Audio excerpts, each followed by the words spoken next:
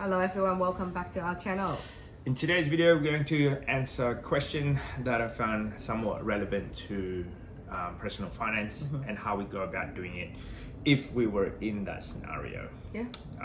This is based on our opinion and your circumstances might be a bit different. However, if you like this type of content, guys, don't forget to subscribe, comment, and we'll see how I go. So the question is, needing investment saving tips. Earning roughly about $1,700 a week after tax. Currently have cost of living expenses that is roughly about $900 per week. So 800 left. 800 left, yep. Would love to have any suggestion, financial books, movies, or any side hustle that I could potentially start. Day trading is something of an interest to me, but never knew where I could start and if anyone does it could point me out in the right direction. How would you personally set aside invest weekly? Bear in mind minimum saving. What do you mean minimum saving? What? Bear in mind bare minimum saving. So pretty much this person earning 1,700. Yeah. Expenses just to live in this planet is $900. Yeah. So that's $800 spent. Left. Oh yeah. And would have any suggestion on financial books or movies? Let's start with that one first. The suggestions. Your first one was Rich Dad Poor Dad. Yeah, Rich Dad Poor Dad. That's just understanding the basic concept of money and how money can work for you instead of you working for the money.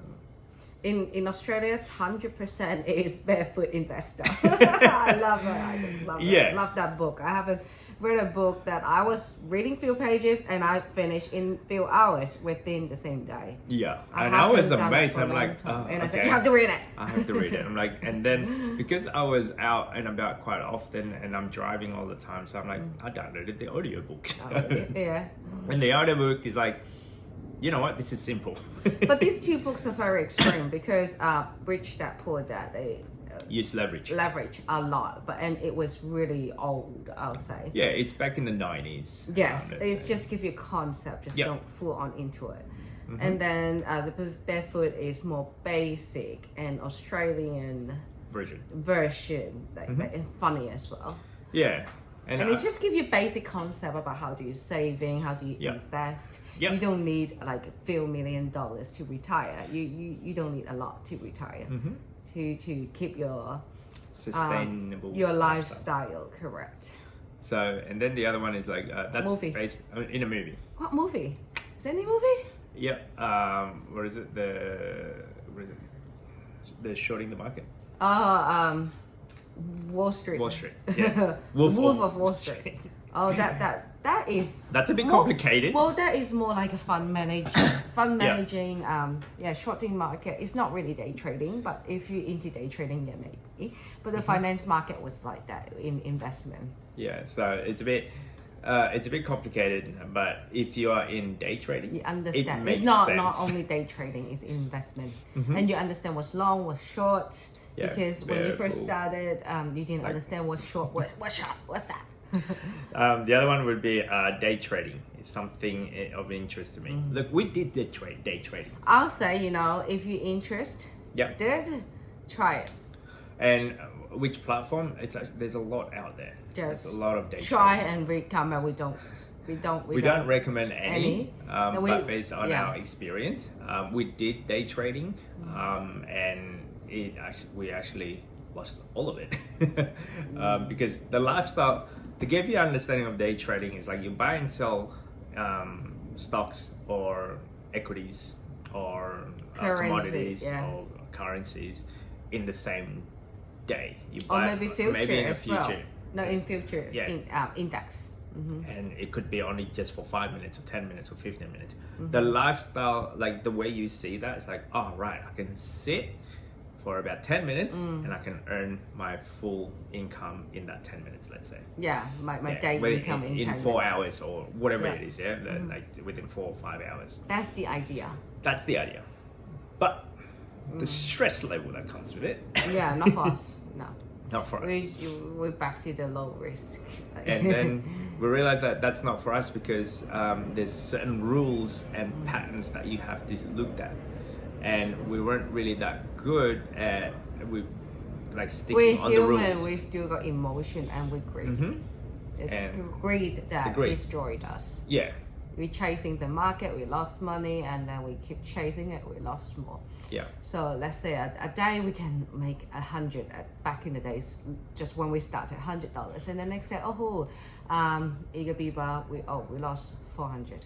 We chased the market, lost another 500. So the risk was what is happened. so high.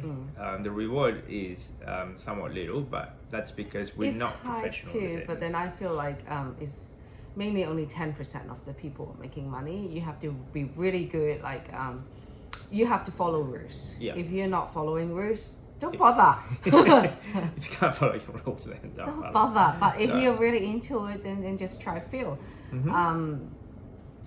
But it's different when you trade with your own money as well. Yep. And if you're trading with a small amount, you're like, I'm okay. But when you have more zeros at the end, that things that go into your head are different. It plays in your mind a lot. It's like, you know what? If I do one contract, which is giving me a profit of $100, so if I increase that to 10 contract, it could give me $1,000. Yeah. What about the other way? You lose and then 1,000.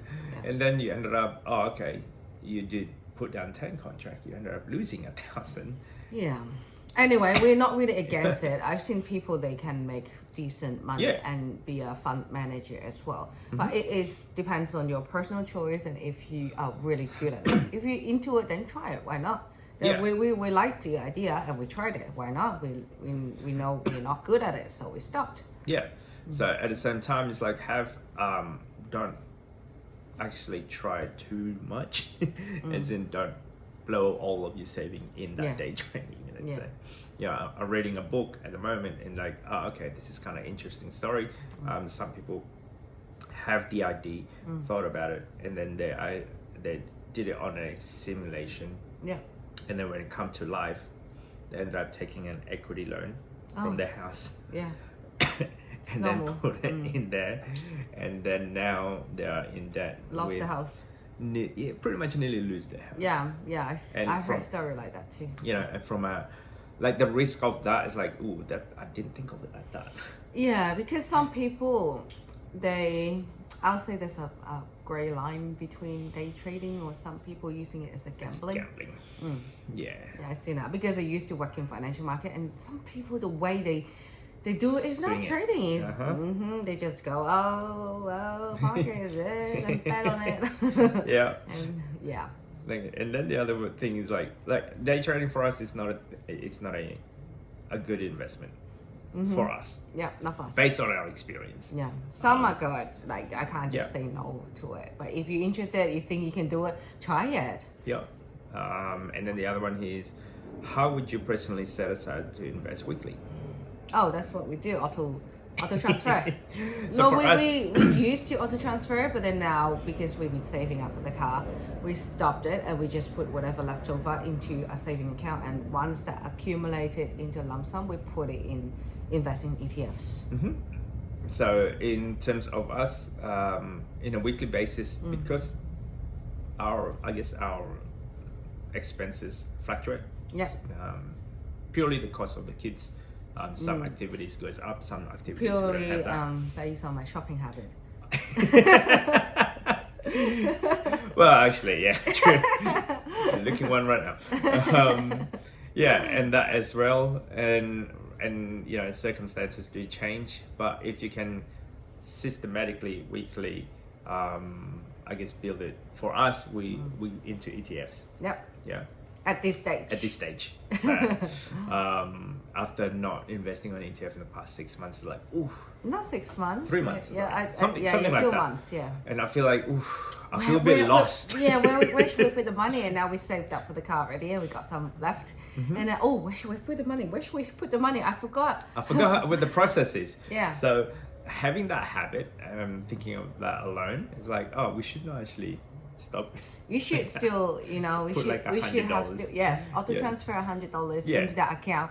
once it's accumulated to 1,000, then we can There invest. you go. And that's what we talked about it on the lift yesterday. I guess, how do I do this again? Yeah.